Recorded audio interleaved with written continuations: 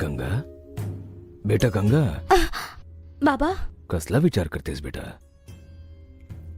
काही नाही बाबा. तू माझ्यापासून कधीच काही लपवलं नाहीयेस. काय झालं बेटा, सांग ना मला. नाही बाबा, रम्याचा फोटो छोट्या मालकांच्या खोलीत असायला हवा म्हणून जानकीताईचा फोटो मंजुताईने फेकून दिला होता आणि मग मी तो फोटो आपल्या घरी घेऊन गेले. पण आज जेव्हा मी तो फोटो आपल्या घरी जाऊन लावला तेव्हा तिथे रम्याचा फोटो होता. छोट्या मालकांच्या खोलीत पाहिलं तर आपल्या घरात ठेवलेला जानकीताईंचा फोटो तिथे लागलेला आहे. या घरात एखादी विलक्षण शक्ती कार्य करते असं वाटतंय आणि रम्याच्या गायब होण्याच्या मागेही तिचाच हात असायला हवा असं वाटतंय. हे बघ बेटा, आपण इकडे काही नवीन नाही आहोत. लहानपणापासून इकडे राहत आहोत. अशा प्रकारे काही इथे कधीच घडलेलं नाहीये. आणि रम्या तर फक्त तिच्या आवडत्या मुलाशी लग्न करण्यासाठी इथून पळून गेलीये. आता ही गोष्ट सर्वांनी मान्य केलीये आणि आता तू म्हणतेस की या घरात काहीतरी विचित्र घडतंय. जर तूच अशा गोष्टी केल्यास तर लोकांचा आपल्याबद्दलच गैरसमज होईल. आपल्याला मालकांचे विश्वासू बनून राहायचंय. आपल्याला काही एक गडबड करायची नाहीये. काही हो, हे बघ बाळा, तू जिची मनोभावे पूजा करतेस ना ती नागम्मा पाहून घेईल. तू काळजी करू नकोस. आणि मी काय सांगतो नीट ऐक. तू फक्त तुझं काम कर.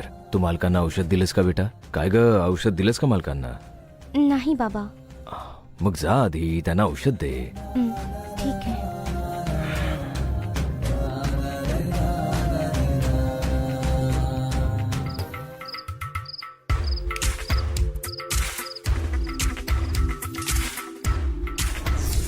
त्या दिवशी तर तू हातून निसटली होतीस, पण आज मी तुला सोडणार नाही.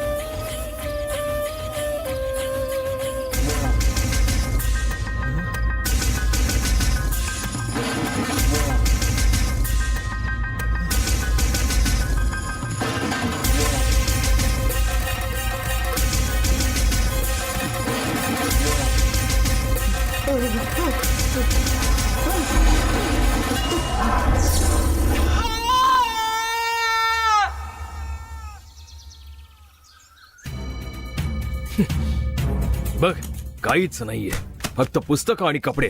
मी म्हटलं होतं ना तिच्यावर नीट लक्ष ठेव, पण तू काही ऐकलं नाहीस आणि ती सुरेश बरोबर पळून गेली ती आता सोबत 40 तोळे दागिने पण घेऊन गेली. या सगळ्याला तूच कारणीभूत आहेस. आता बघ, काहीच नाही आपल्याकडे. सगळीकडे शोधलंय मी. या मुलीवर विश्वास ठेवून मी शेठकडून एवढं मोठं कर्ज घेतलं. आता काय करायचं मी? आता शेठला काय सांगू मी? बोल. या सगळ्याचा विचार तू कर्ज घ्यायच्या आधी करायचा हे तू होता. गप ग. मला वाटलं होतं हे लग्न होईल, इस्टेट मिळेल आणि ते सगळं सेटल करणार होतो मी. पण तुझी मुलगी असं वागेल कोणाला माहित होतं? अच्छा, मुलगी पळून गेली याचं दुःख नाहीये तुला. तुझ्या अडचणी मला सांगून ना उगाच मला टेन्शन देऊ नकोस, समजलं ना? एखाद्या चांगलं काम कर बाहेर जाऊन. ए, मुलगी घरातून पळून बडबड गेली करत याची कुठे काळजी चाललीयस? नाही याला. बघ. याच्या समोर याचं कर्जच मोठं आहे. हं?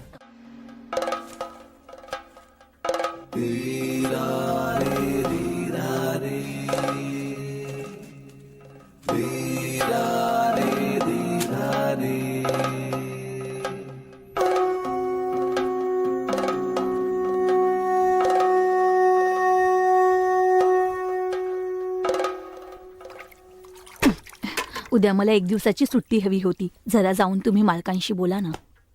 मीच स्वतः 2 दिवसांची सुट्टी मागणार का, होतो. काय झालं तुम्हाला? काय नाही, स्वप्नामध्ये तिरुपती मंदिर दिसलं होतं. जणू ईश्वरच बोलवत होते. तिरुपतीचं मंदिर दिसलं म्हणजे काय देव तुम्हाला बोलवतायत? फक्त स्वप्नातच नाही, काल टीव्ही लावलं ना तर गाण्यामध्ये पण दिसलं. नक्कीच अरे काहीतरी रे. आहे ग. मालकांना सांगून तिरुपतीला जायला हवं. तसंही बरेच महिने झाले तिथे गेलोच नाहीये मी. अरे बापरे, म्हणजे मला तर सुट्टी नाहीच मिळणार तर.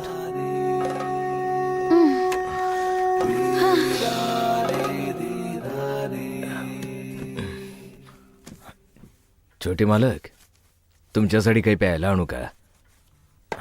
छोटे मालक, हं? काय झालं? कसला विचार करताय? नाही, कसलं नाही. छोटे मालक, रम्या बाळाने असं करायला नको होतं. ती मुलगी ज्याच्यावर प्रेम होतं त्याच्यासोबत पळून गेली. पण काय करणार, जे व्हायचं होतं ते झालं. आता विचार करून काय फायदा? मी तिच्याबद्दल विचार नाही करत आहे. मग कसला विचार करताय? जसं तू स्वप्नात पाहिलं तसंच गोपुरम नाही, पण गोपुरम सारखा फोटो दिसतोय मला. गेले काही दिवस तो सारखा सारखा दिसतोय. आधी खिडकीच्या काचेवर मी पाहिलं,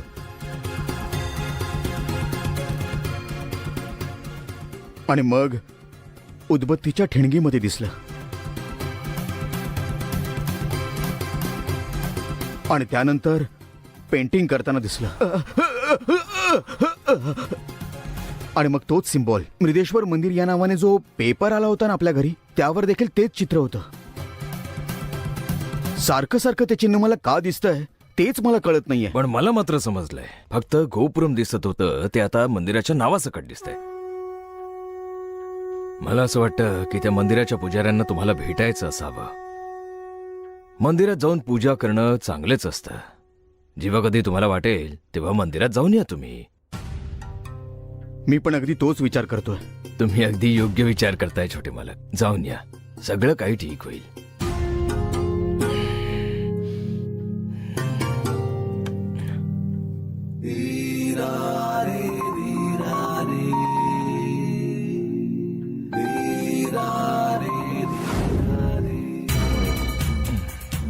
हे मला मान्य नाही.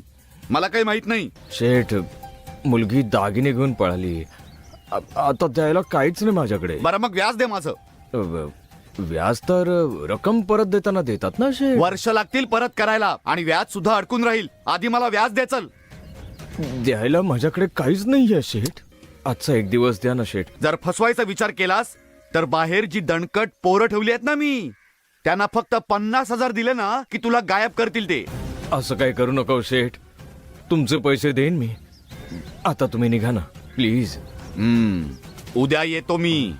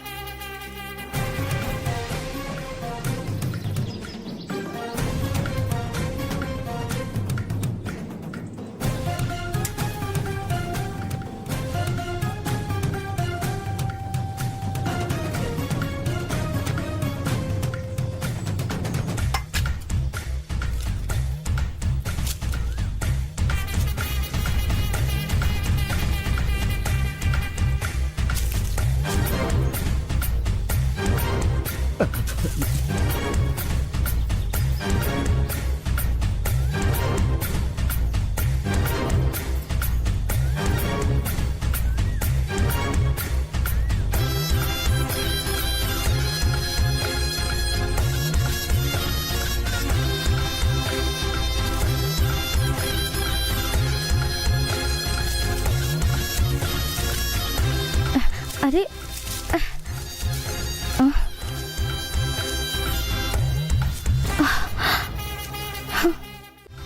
अरे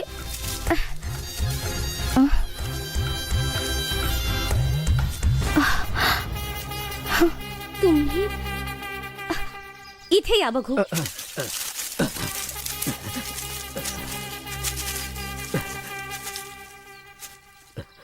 तुम्ही इथे कसे आलात? ते मागचं दार उघडं होतं ना, म्हणून मी आत आलो. चला बाहेर निघा आधी. मालकांनी सांगितलंय ना इथे नाही यायचं. बाहेर निघा. काल तुझ्या स्वप्नामध्ये नागम्मा आली होती ना ग.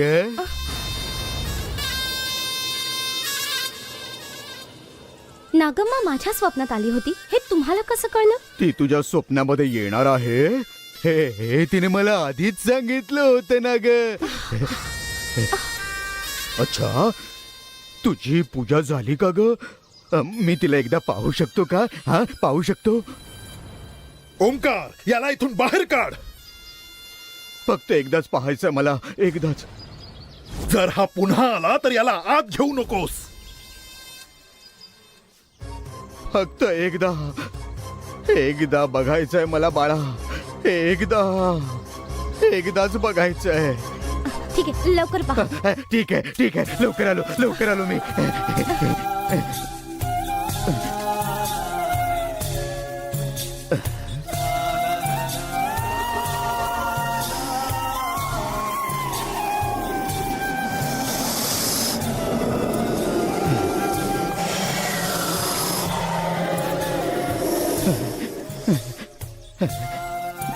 हे पहा, पुरे झालं आता. मी पाहिलं. हे बघा, पुरे झालं आता. अहो, दूर हा. दुरून पूजा करा, कळलं? पाहिलं. मला खूप बरं वाटलं. मी पाहिलं तिला. हे बघा, तुम्ही सज्जन दिसताय, पण मालकांचा तुमच्यावर एवढा राग काय? तो सुरक्षित आहे. आता मला काळजी नाही. तो सुरक्षित आहे. आता मला काही काळजी नाही. बाबा, मी काय विचारलं, तुम्ही काय बोलताय? ती देईल. ती त्या सर्व प्रश्नांची उत्तरं देईल. तू अजिबात घाबरू नकोस. ठीक आहे, निघा आता तुम्ही, नाहीतर मालक बघतील. ठीक आहे, मी निघतो. तू मला प्रसाद नाही दिलास? हा? प्रसाद, हा. हे घ्या. हे काय, मला हा प्रसाद नको आहे. मग काय हवंय? तुझं रक्त हवंय मला. काय बोलताय तुम्ही? मला तुझं एक थेंब रक्त दे ना बेटा. नाही म्हणू नकोस. फक्त एक थेंब रक्त दे मला. एक थेंब दे. अहो, बाबा आतापर्यंत बरे होतात. हे अचानक काय झालं तुम्हाला? मला हे बरोबर नाही वाटत आहे. नाही बेटा, नाही असं नको म्हणूस. ते तूच करू शकतेस. बाबा. तूच करू शकतेस ते. अगं शक्ती जगायलाच हवी ना ग. त्यासाठी जीवनदान हे द्यावंच लागेल तुला. त्यासाठी रक्त हे द्यावंच लागेल. फक्त एक थेंब रक्त दे. नाही म्हणू नकोस. पूजेसाठी हवंय. एक थेंब. थांब, मी घेतो. एक थेंब मला रक्त हवंय. तू नाही म्हणू नकोस. पूजेसाठी हवंय. एक थेंब दे ना बेटा. नागम्मासाठी हवंय. नागम्मासाठी नाही म्हणू नकोस. नाही म्हणू नकोस. थांब. नागम्मासाठी नाही म्हणू नकोस. नाही म्हणू नकोस. सोडा हात. सोडा माझा हात. अहो, नाही बाबा, म्हणू नकोस. मी आहे ना. काही नाही होणार तुला. काही नाही होणार. फक्त एक थेंब रक्त. तिच्या पूजेसाठी हवय. पूजेसाठी हवय. नाही म्हणू नकोस. नाही म्हणू नकोस. फक्त एक थेंब. अहो, हे एक काय थेंब पुरेस करताय आहे. फक्त एक थेंब पुरेस आहे. एक थेंब. चल, जा.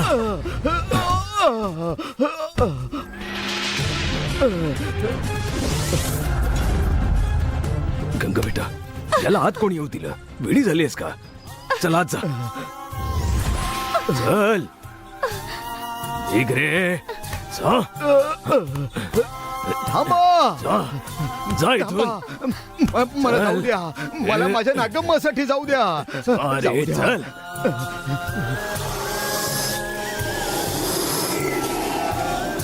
नागम्मा, मी येणार.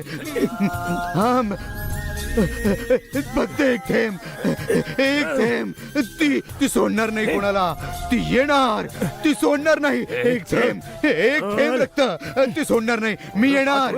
मी तिच्यासाठी पुन्हा येणार. मी येणार. ती फुटकार काढत येईल, चल बाहेर. पण नक्की हो, येणार. चल. मी जसं म्हटलंय बाहेर. तसं ती शोधत येणार. आणि तुम्हाला नक्की धडा शिकवणार. सोडणार नाही ती. सोडणार नाही. येणार. सोडणार नाही ती. तुम्हाला धडा शिकवणार. ती नागम्मा तुम्हाला नक्की धडा शिकवणार.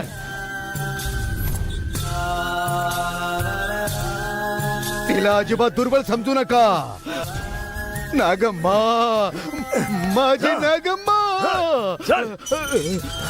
नागम्मा येणार. तुम्हाला धडा शिकवणार.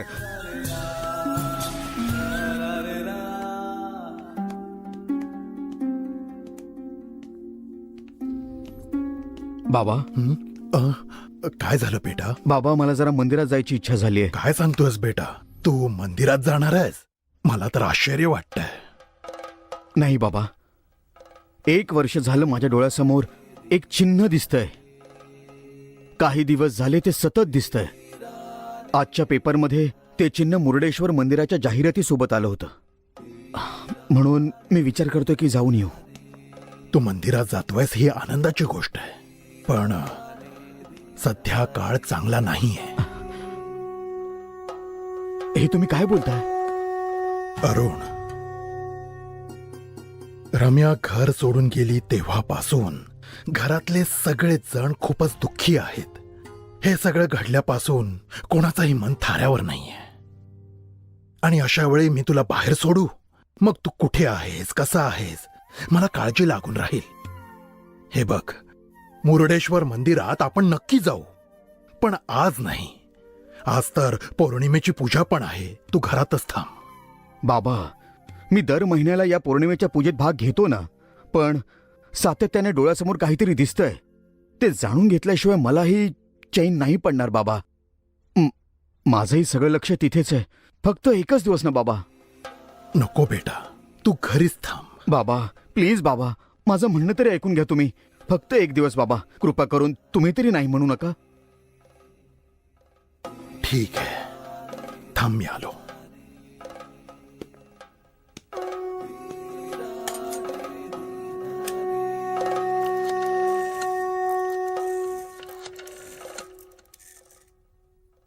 सर्व शक्ती मम देवा. बोल रे राजशेखर. स्वामीजी, काय झालं? तुमच्याशी जरा महत्वाचं बोलायचं होतं. बोल ना. अरुण बद्दल होतं.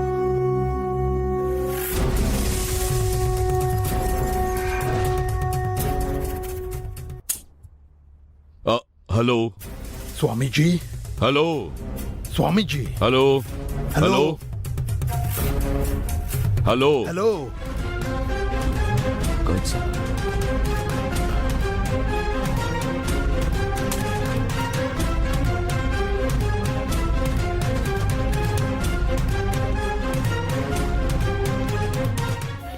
तू मंदिरात नंतर कधीतरी जा. आज तू घरीच थांब. बाबा प्लीज बाबा, तुम्हाला माझा त्रास कळतच नाहीये. मी तिकडे एकदा जाऊन येतो. प्लीज तुम्ही मला कृपा करून नाही म्हणू नका. तिथे जाऊन आल्याशिवाय माझ्या मनाला काही शांती मिळणार नाही. मालक, यांनी मंदिराबद्दल मलाही सांगितलं होतं. मंदिरातील देव छोट्या मालकांचं रक्षण करतील, तेच यांना सांभाळतील. मंदिरातच तर चालले आहेत. काय सांगावं, मंदिरातून आल्यावर यांचं वेळेवर लग्न तरी होईल. बाबा आता तुम्ही गप्प का? जर का तू निश्चय केलाच आहेस तर मग जा. हो, पण तू एकटा जाऊ नकोस. कोणाला तरी सोबत घेऊन जा. नाही, मी एकटाच जाणार आहे बाबा. माझं ऐक, ओंकार. हा मालक. मूर्तीला सांग की त्याला अरुण सोबत जावं लागेल. ठीक आहे मालक. जा, तू तयारी कर. थँक्स बाबा.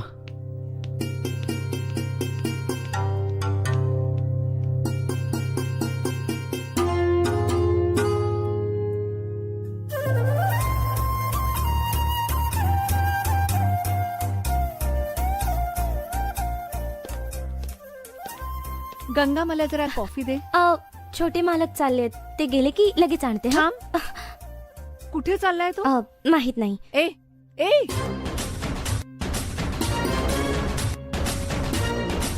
हा कुठे चालला?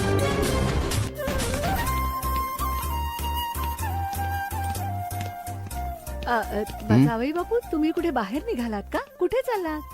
घरातून बाहेर निघताना कोणी असे प्रश्न विचारतात का? निघताना नाही, मग काय घरी येताना विचारतात? जावई बापू, तुम्ही सांगा, कोणत्या गावाला निघालात? मुरुडेश्वर मंदिरात चाललोय. मुरुडेश्वर मंदिर? एवढ्या लांब का जातात? हा, मंदिरात कशाला जातात? पूजा करायला चाललोय. जरा थांब, मी जावई बापूंशी बोलते ना, तू का मध्ये मध्ये बोलतो? मग असं निघताना कोणी मध्ये उभं राहून प्रश्न विचारतं का? हे बघ अरुण, माझ्या बिझी शेड्यूल मधून मी फक्त तुमच्यासाठीच वेळ काढलाय. चला निघूया. उगाचच आमचा वेळ काढते.